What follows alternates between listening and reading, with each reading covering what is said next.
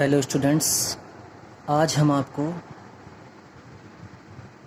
आदर्श सहायक क्रिया यानी शुड, मस्ट और ought टू का प्रयोग पढ़ाने जा रहे हैं। स्टूडेंट्स, आप सभी लोग अपनी कॉपी और पेन ज़रूर निकाल लें, क्योंकि इसमें कुछ नियम हैं जो लिखने पड़ेंगे। चलिए वीडियो में आगे बढ़ते हैं। कोई भी प्रयोग पढ़ने से पहले, कोई भी प्रयोग होता है, सबसे पहले उसकी पहचान जान लेना बहुत ज़रूरी होता है। क्योंकि शुड हो, चाहे मस्ट हो, चाहे ought टू हो, कोई भी सहायक क्रिया हो, उसको लगाने से पहले, उसका प्रयोग करने से पहले हम उसको पहचानेंगे कैसे? सबसे पहले उसकी पहचान ज़रूरी होती है। वाक्य में कोई ऐसा शब्द होता है जिससे हम पहचानते हैं कि यहाँ पे शुड का प्रयोग होना है, मस्ट का प्रयोग होना है और ought टू का प्रयोग होना है। तो चलिए इसकी पहचान देख लेते हैं। लिखा हुआ है पहचान, लिखा हुआ है हिंदी वाक्यों के अंत में, हिंदी वाक्यों के अंत में चाहिए शब्द आने पर शुड, मस्ट और ought टू का प्रयोग करते हैं।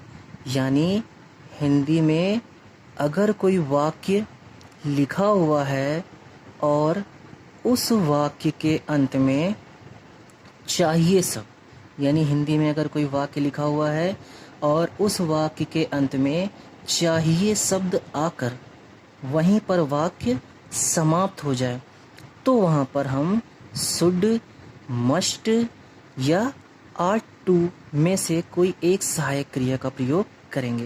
ये तीन सहायक क्रिया हैं, तीन हेल्पिंग वर्ब्स हैं, और इन तीनों का प्रयोग कैसे करेंगे और कब करेंगे ये हम आगे बताते हैं।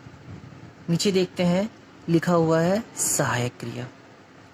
सहायक क्रिया को स्टूडेंट्स अंग्रेजी में बोलते हैं हेल्पिंग वर्ब, ठीक है। अब लिखा हुआ है शुड, मस्ट और ought टू, ये तीनों हेल्पिंग वर्ब्स हैं, ठीक है। अब इन तीनों का प्रयोग कैसे करेंगे देखते हैं। हमने आपको बताया कि हिंदी वाक्य के अंत में चाहिए शब्द आने पर शुड, मस्ट और ought टू का प्रयोग करते हैं। लेकिन कोई वाक्य लिखा हुआ है और वो वाक्य अगर सामान्य स्थिति में है, यानी कोई सामान्य कार्य है, तो वहाँ पर हम शुड का प्रयोग करते हैं। यदि हिंदी वाक्य के अंत में चाहिए शब्द लिखा हुआ है और वो कोई ज़रूरी कार्य है, तो वहाँ पे हम मस्ट का प्रयोग करते हैं। यदि हिंदी वाक्य के अंत में चाहिए शब्द लिखा हुआ है और उस वाक्य में कोई नैतिक अथवा उपदेशात्मक कार्य हो, तो वहाँ पर ought टू का प्रयोग करते हैं। सामान्य कार्य किसे कहते हैं? जैसे मुझे बाजार जाना चाहिए, ये एकदम सामान्य कार्य है। हिंदी वाक्य के अंत में चाहिए शब्द आया है और मुझे बाजार जाना चाहिए, ये एकदम सामान्य कार्य है स्टूडेंट्स। तो वहाँ पे हम शुड का प्रयोग करेंगे, वहाँ पे हम मस्ट का प्रयोग नहीं कर सकते हैं। लेकिन अगर हम ऐसे कहें कि तुम्हें दवा अवश्य खानी चाहिए, ठीक है, तुम्हें दवा अवश्य खानी चाहिए या ज़रूर खानी चाहिए, अगर हम ऐसे बोलें कि तुम्हें दवा ज़रूर खानी चाहिए, तो वहाँ पर हम शुड का प्रयोग नहीं करेंगे। वहाँ पे कोई सामान्य कार्य नहीं है, वहाँ पे ज़रूरी कार्य है। अगर किसी वाक्य में ज़रूर या अवश्य शब्द आ जाता है, तो वहाँ पे मस्ट का प्रयोग ज़रूर करते हैं। लेकिन कुछ वाक्य ऐसे होते हैं जिनमें ज़रूर शब्द या अवश्य शब्द ना आए, उसके बावजूद भी उसमें शुड और ought to का प्रयोग ना करके मस्ट का प्रयोग करते हैं। जैसे अगर हम ये कहें कि तुम्हें दवा अवश्य खानी चाहिए, तो वहाँ पे मस्ट का प्रयोग तो करेंगे क्योंकि अवश्य शब्द आ गया है। लेकिन अगर हम ऐसे कहें कि तुम्हें दवा खानी चाहिए, तो वहाँ पर भी जरूर शब्द नहीं आया है, अवश्य शब्द नहीं आया है, लेकिन फिर भी वहाँ पर हम शुड का प्रयोग नहीं करेंगे, क्योंकि कुछ कार्य ऐसे होते हैं जो अपने आप में जरूरी होते हैं, आवश्यक होते हैं। उसी में से यह कार्य भी है। हमें दवा लेनी चाहिए या हमें दवा खानी चाहिए, इसमें हम मस्ट का प्रयोग करेंगे। जरूर शब्द आए चाहे ना आए, अवश्य शब्द आए चाहे ना आए, वहाँ पे हम मस्ट का प्रयोग करेंगे, क्योंकि दवा खाना जरूरी कार्य होता है। ठीक है, नीचे बढ़ते हैं। नीचे लिखा हुआ है ought to, नैतिक अथवा उपदेशात्मक कार्य के लिए ought to का प्रयोग करते हैं। जैसे अगर हम ये कहें कि हमें ज़रूरतमंदों की मदद करनी चाहिए, तो यहाँ पे कोई ज़रूरी कार्य तो है नहीं, तो यहाँ पे मस्ट का प्रयोग नहीं करेंगे। हाँ, कोई सामान्य कार्य भी नहीं है, ठीक, तो यहाँ पर नैतिक कार्य है, उपदेश दिया गया है, तो वहाँ पर जहाँ पे उपदेश दिया जाए वहाँ पर ought to का प्रयोग करते हैं। अगर हम ये कहें हमें अपने माता पिता का आदर करना चाहिए, तो ये एक नैतिक कार्य है, उपदेशात्मक कार्य है, तो वहाँ पर ought to का प्रयोग करेंगे। लेकिन इन तीनों का प्रयोग कब करेंगे, ये ध्यान में रखना बहुत ज़रूरी है। इन तीनों का प्रयोग करेंगे जब हिंदी वाक्य के अंत में, क्या बताया था हमने, हाँ, जब हिंदी वाक्य के अंत में चाहिए शब्द आए और वहीं पर वाक्य समाप्त हो जाए। बहुत ही आसान भाषा में हम आपको शुड, मस्ट और ought to का प्रयोग पढ़ा रहे हैं, और वीडियो को अंत तक देखिए।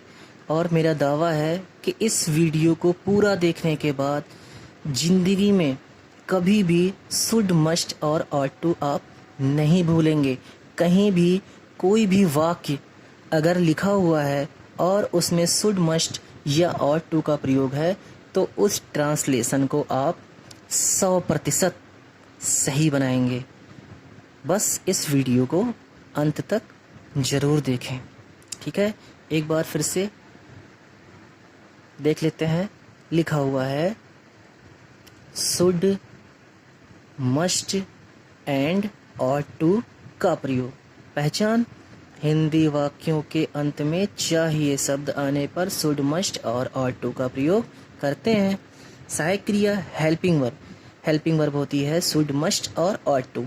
शुड सामान्य कार्य के लिए लगाते हैं, मस्ट जरूरी कार्य के लिए लगाते हैं, ought to नैतिक अथवा उपदेशात्मक कार्य के लिए लगाते हैं। इन सबको नोट करना है, लिखना है।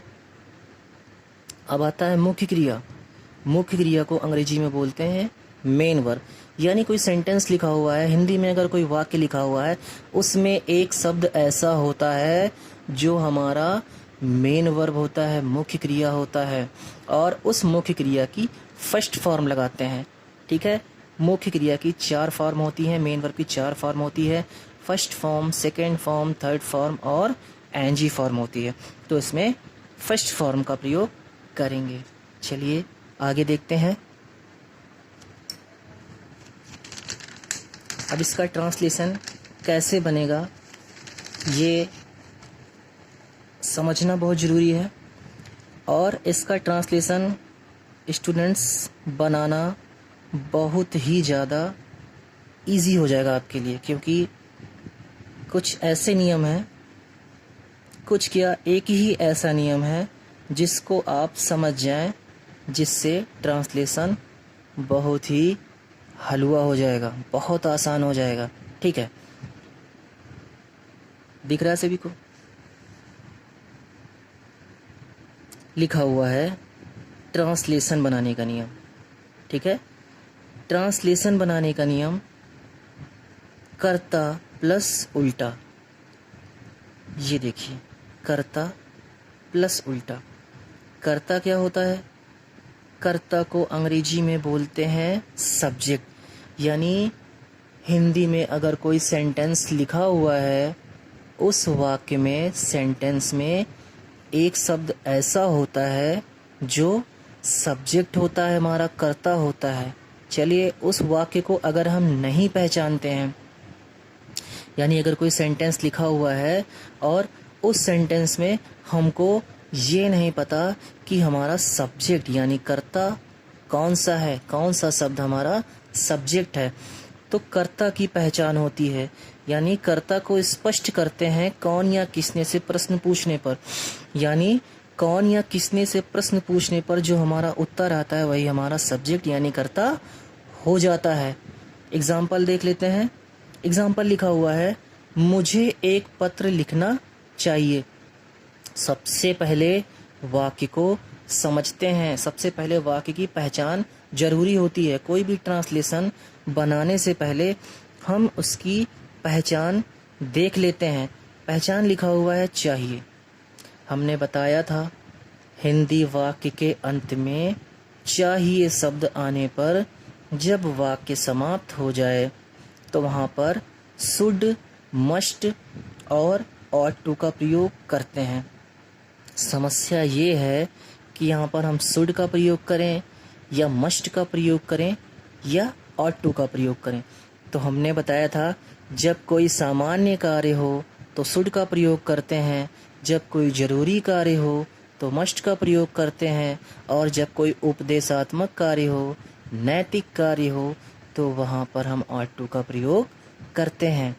अब यहाँ पे हम पढ़ते हैं सेंटेंस को। लिखा हुआ है, मुझे एक पत्र लिखना चाहिए। ये एक सामान्य कार्य है, ये एकदम सामान्य कार्य है, तो इसका मतलब ये है यहाँ पर हम शुड का प्रयोग करेंगे। ठीक, और इसमें सब्जेक्ट क्या है? मुझे। कौन से प्रश्न करेंगे, कौन से प्रश्न करेंगे तो उत्तर आएगा मुझे, और इसकी अंग्रेजी क्या होगी? आई। मुझे की अंग्रेजी आई होती है। अब लिखा हुआ है चाहिए, और चाहिए की अंग्रेजी क्या लिखेंगे? सामान्य कार्य होता है तो चाहिए की अंग्रेजी होती है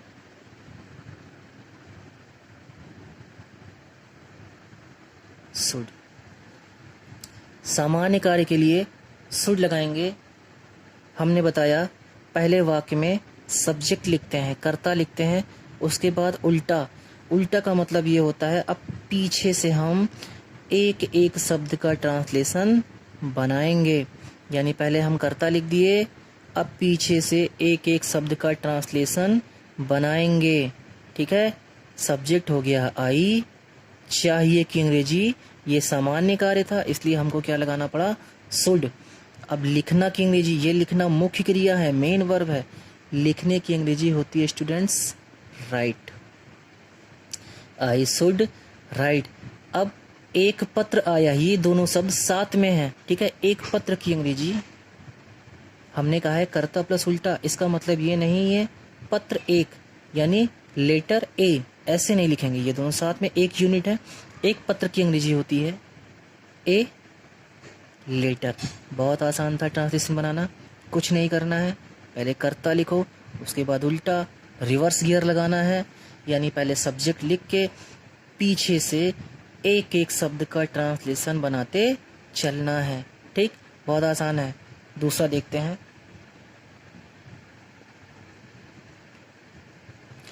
दूसरा लिखा हुआ है, हमें गरीबों की सहायता करनी चाहिए।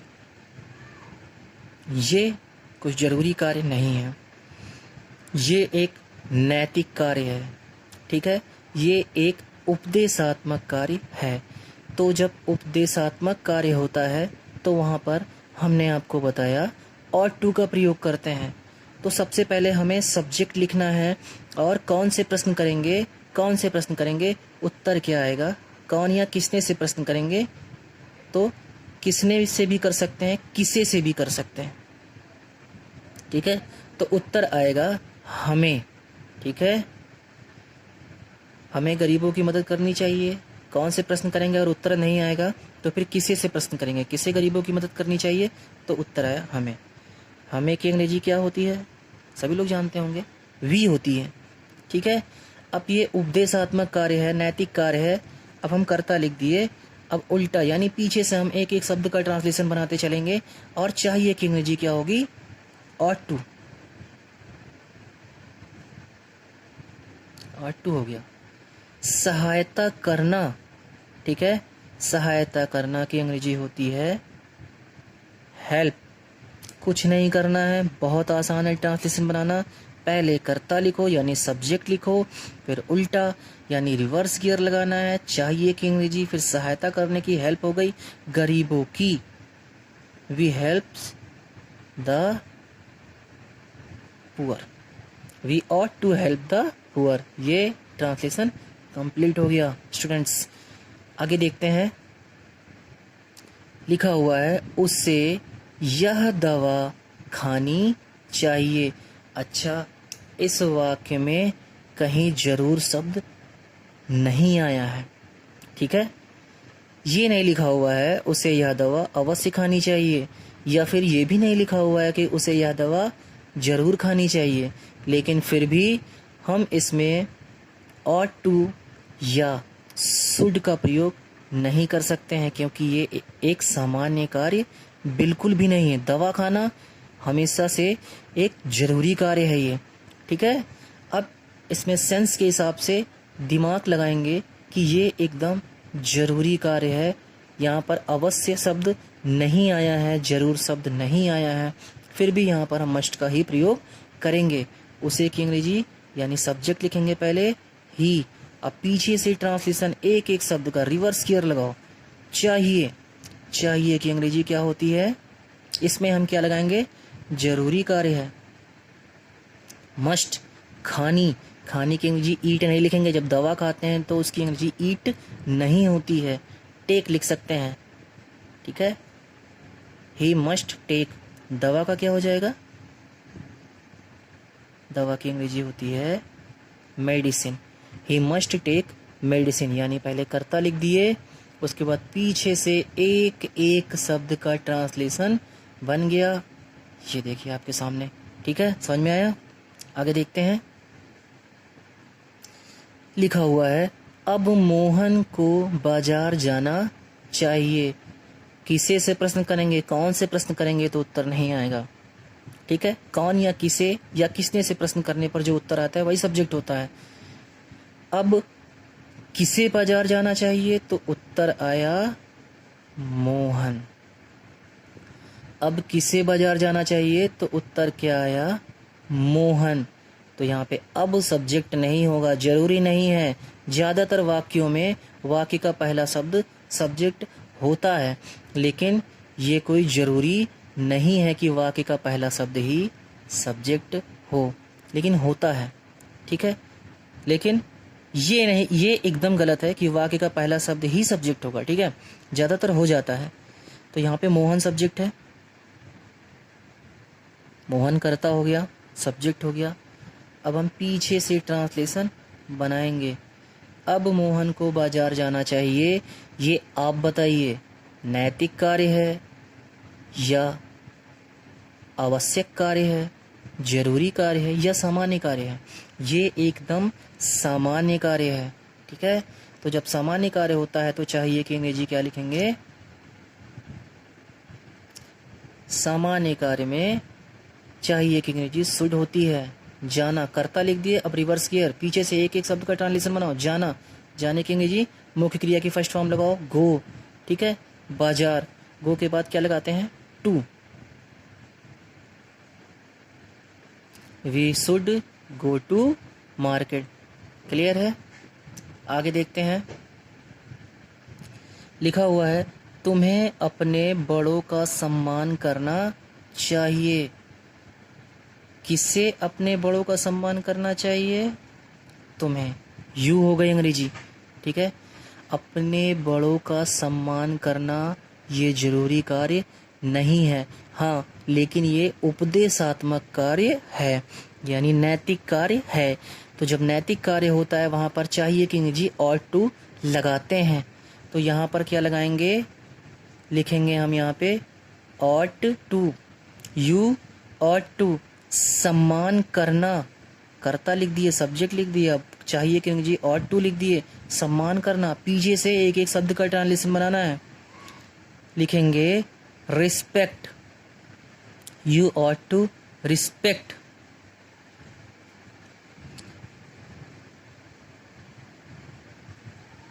अपने बड़ों का, तो हो जाएगा अपने की अंग्रेजी यहाँ पे योर, बड़ों का क्या हो जाएगा एल्डर्स।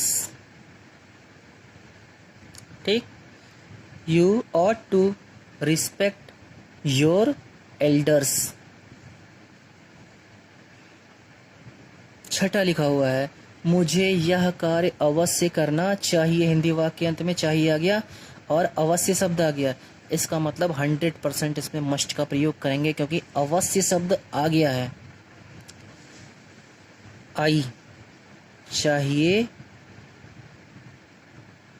मस्ट करना मुख्य क्रिया है, डू।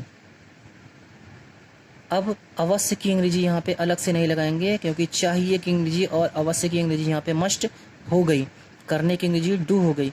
यह कार्य, यह का होता है दिस, कार्य का होता है work. I must do this work. Students समझ में आया? स्टूडेंट्स जो है यूपी बोर्ड के जो भी स्टूडेंट्स हैं जिनको हाई स्कूल की परीक्षा देनी है या इंटरमीडिएट की परीक्षा देनी है, वो मेरे इस चैनल को ज़रूर सब्सक्राइब करें क्योंकि high school, UP board high school और इंटरमीडिएट का सारा सिलेबस, इंग्लिश ग्रामर का सारा सिलेबस इस चैनल में बताया जाएगा। हम ग्रामर बताएंगे, ठीक है।